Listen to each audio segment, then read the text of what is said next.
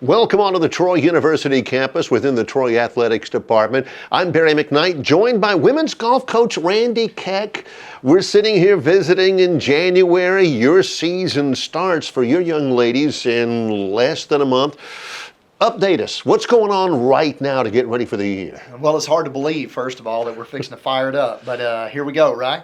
No, just off-season work, a lot of short game work, a lot of fitness work, just kind of preparing.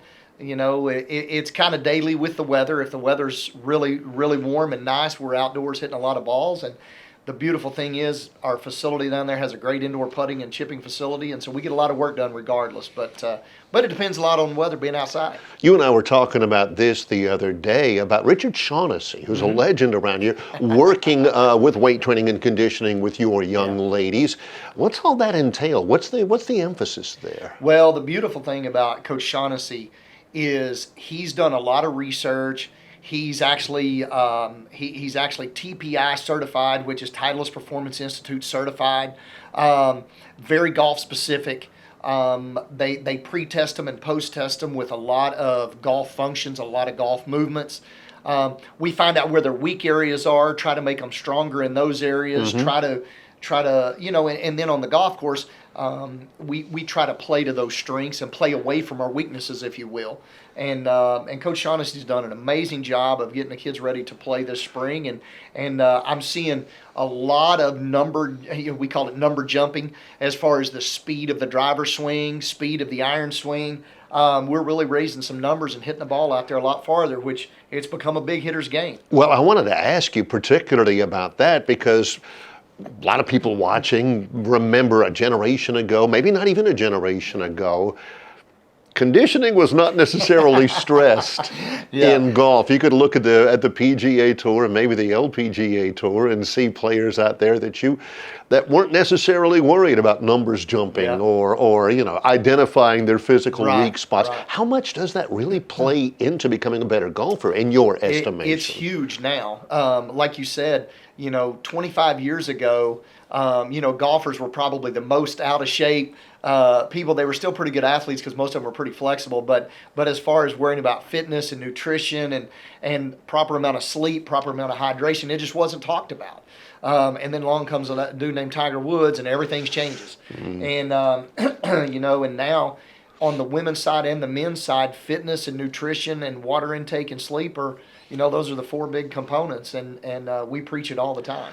One more thing before we start naming names, talking here with Randy Keck, and it has to do with the advances, not necessarily just in physical conditioning, but the advances in technology. Yeah. How much does that factor into making better golfers, and how well suited is Troy Golf, Troy men's and women's golf, in providing the technological details you need? Well, I mean, Barry, that's a great question. We could spend hours talking about that. Right. The changes in golf over the last 25 years are just ginormous. The golf ball goes farther, the clubs are better, the shafts are better. And some of the shorter golf courses, as we've known them, have kind of become obsolete because of the yardage these kids are hitting the golf ball. Somebody asked me about it the other day, how far are the college women hitting it off the tee? Well, it's real comparable right now in this day and age. Where the college women are is about where the PGA Tour was 25 years ago. Really? 20 years ago. Where now the kids are averaging the big hitters on the women's game in college 265, 275, 285, where 25 years ago those same girls with the equipment would have been 245, 235. And the college men and the PGA Tour, probably the average. I mean, it's debatable, and we could talk about that all day. But with the old equipment, if when I was growing up, if you had a guy that could legitimately hit the golf ball 300 yards, that was insane. I mean, that was so crazy to fathom a guy hitting it 300 yards. And now we've got some women beating it up around 300 yards. And so that kind of gives you a little bit of the progression over the last 20 or 25 years of the equipment.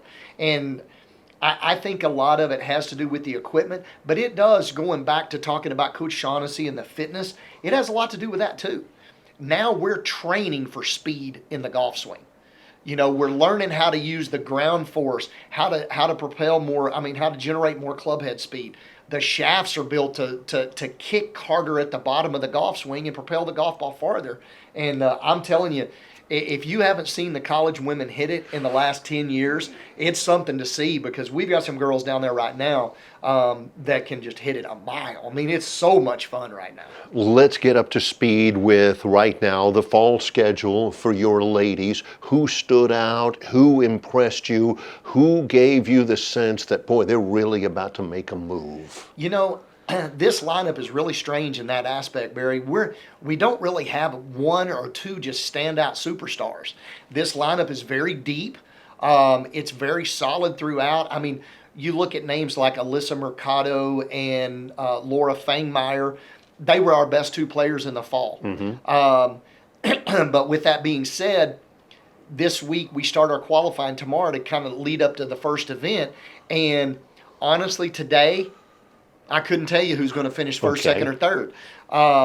You would like to think that Alyssa and Laura continue their good play, but some of those younger players, they're pretty hungry, and they're vying for a spot as well. I think some of those younger players, Caitlin Altice, Samantha Straight, some of those younger players, Jillian Freya. I mean, all of those younger players, they're pretty hungry. What's prized most among your younger players? I mean, you've got people who can make shots. I would imagine consistency is one of the things you're really looking for as you get started next month. Well, and it's just like any other sport. It's what do they do on game day? It's my college coach used to get so frustrated at me because we would have qualifiers leading up to the tournament and I would play poorly.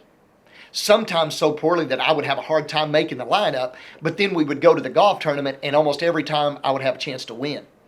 And so what you have to do as a coach is you have to kind of sift through all that and be like, okay, some girls are just gamers. Right. The qualifying, big deal, coach. Game day, let's get it. And so that's one of the fun things about this group is they love game day. And so, I think consistency leads up to good game days. As long as they're doing the things that they need to do during qualifying and during practice, it leads to good game days.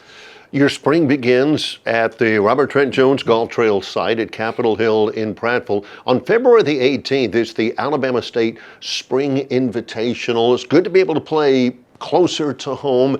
Your schedule, you put some miles on this upcoming spring. We do, and we do that every spring. The NCAA puts a lot of emphasis on scoring average. And so what I do schedule-wise is I try to put us in the best situations to have good scoring averages, warmer weather, calm conditions, hopefully dry. And so we play a lot lower Florida, Central Florida, lower Alabama as much as possible, just chasing good weather in the spring.